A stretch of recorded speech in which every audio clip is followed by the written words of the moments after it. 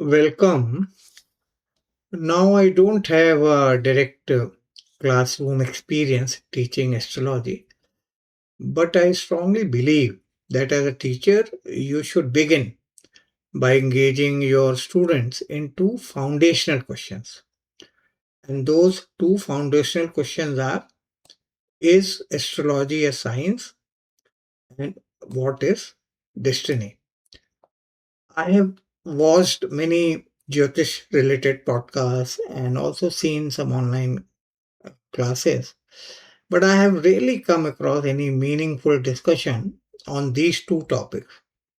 Most of the time, the discussion is very superficial, or I would say very stereotype.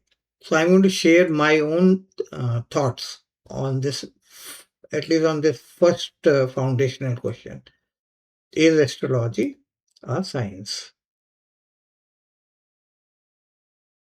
Now, let me first share one incident with you. Long back, I recall we were traveling in a for a long train journey, during which some of our Jyotish study group members got into a heated debate with some fellow passengers about whether astrology qualifies as a science. The whole discussion grew increasingly so intense that it almost escalated to a physical fight, and then we had to intervene to pacify the heat. So I hope you don't want to settle this question about whether astrology is qualifies as a science or doesn't qualify as a science.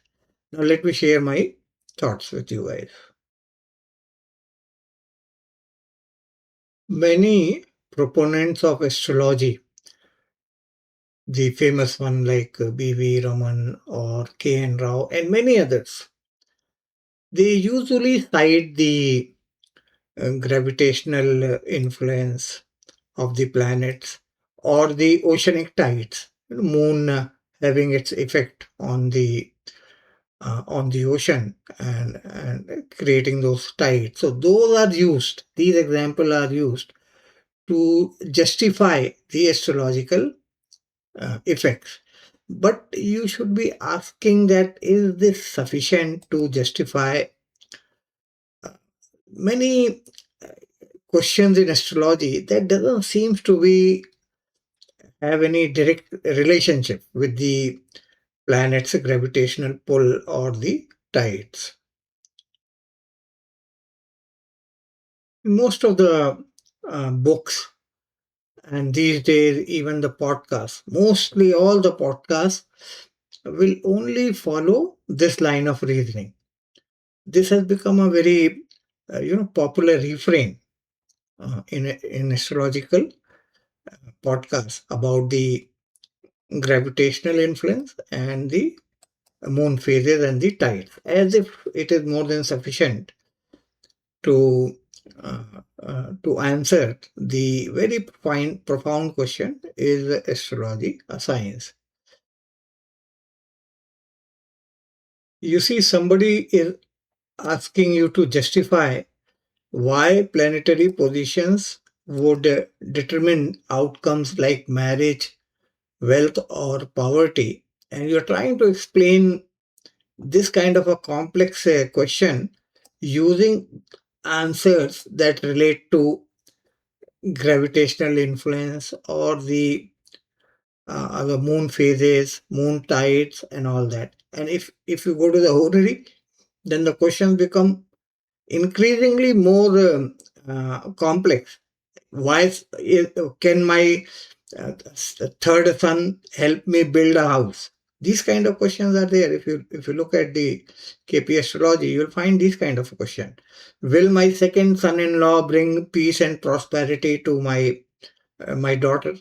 So now what? How can you possibly relate these questions to the moon phases and the gravitational pull of the planets? I find all these answers that tend to hinge on the gravitational influence or the moon phases and all that. I find them very childish, not very convincing. Of course, at one point of a time, I thought they were convincing. But later on, when I started delving more into the science and realized that I should be truly shocked by what science is doing these days. At that time, I realized that these kind of answers are very childish, almost foolish. So you should not be satisfied with these kind of answers. Many years ago, I came across a book by Mr. K. N. Rao on the monsoon forecasting. I thought that it might be more like an academic book talking about the historical references to the monsoon forecasting in the old astrology. But when I started reading the book, I realized that this book by Mr. Rao was promoting outdated weather related astro techniques. It was really shocking for me. I think K.N. Rao appears strikingly unaware of the advanced forecasting model used in the modern science. Now, these days, they have tools to predict the weather on the Mars, ranging from hours. They can predict the weather, what is happening in Mars these days. The science can predict that. So I think K.N. Rao is just blissfully unaware of all these things. So, but one thing became clear to me that these people who are not well grounded in the science cannot come out with any proper or solid justification or a definition in favor of science. Either you just believe in science or you don't believe it. But these people can't help.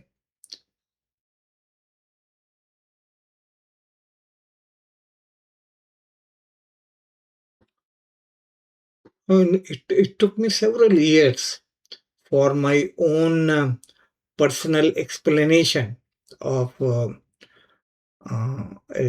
of astrology to evolve, why astrology works and how it works. It took me many years, and I'm not now very satisfied with my own personal definition or the explanation. It is very convincing, not only to me, it sounds very convincing to some of my friends who are deep into the science, and but still they find my explanation quite convincing. And on top of it, it doesn't uh, has any conflict with the science. So this is all around the concept called emergence. This is actually a word that's used in the modern science, but this is what helped me evolve my own definition or the explanation of how the astrology works. Now, the first thing is that let me explain you what this emergence is, and then you will see that how easily you can use this concept to explain the astrology. So, the emergence is the fusion of two things that come together to form a new pattern. Let me give you an example. Now, this is the table salt. Table salt is sodium, and the other is the chlorine. The sodium is toxic, is poison. Chlorine is also poison. You can't probably eat or digest sodium or the chlorine. So individually, that's what it says, that two distinct entities. So these are two distinct entities. Sodium has nothing to do with chlorine, and chlorine has nothing to do with sodium. These are two different entities. Sodium is a metal, and chlorine is a gas. But when they come together, so then what they form is the table salt. And that table salt is edible. Now you can eat it. So two different things came together. They had different properties, nothing to do, nothing in common. But when they came together, then the a new property emerged out of it. This is called the emergence. Let me give you another example. Now, the human brain that have billions of neurons, and neuron is just a cell that fires some signals, and the neuron they can't think. These are the cell firing some signals, electric signals, so they can't think. But when billions of neurons they come together, then they give rise to memory, emotion, and thought. So this is called the emergence. The memory, emotion, thoughts, all these things emerges when billions of neurons they come together.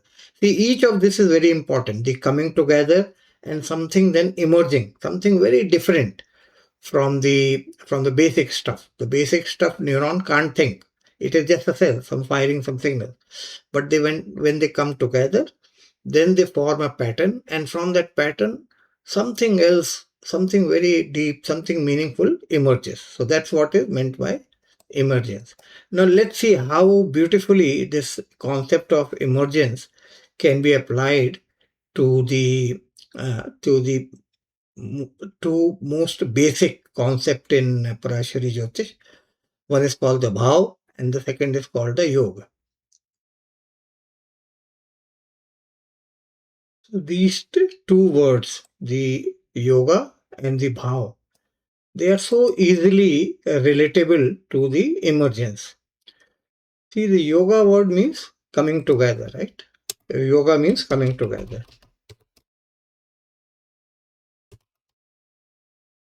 Like we saw in the case of the table salt, coming together of two individual elements.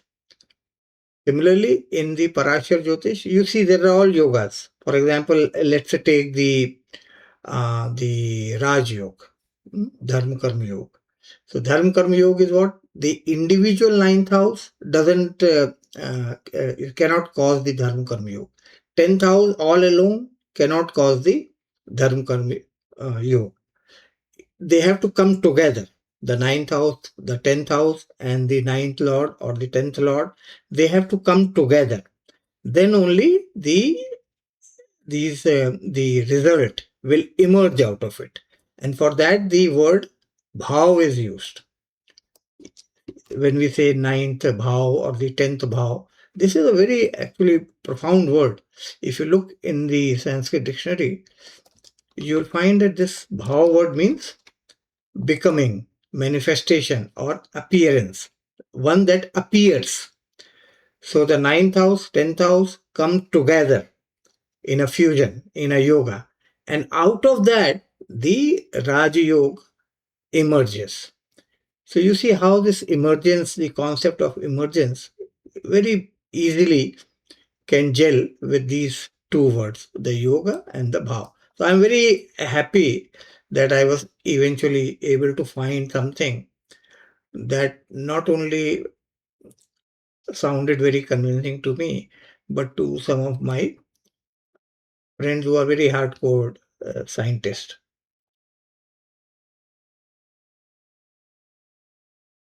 So the question is astrology a science? No, it is not.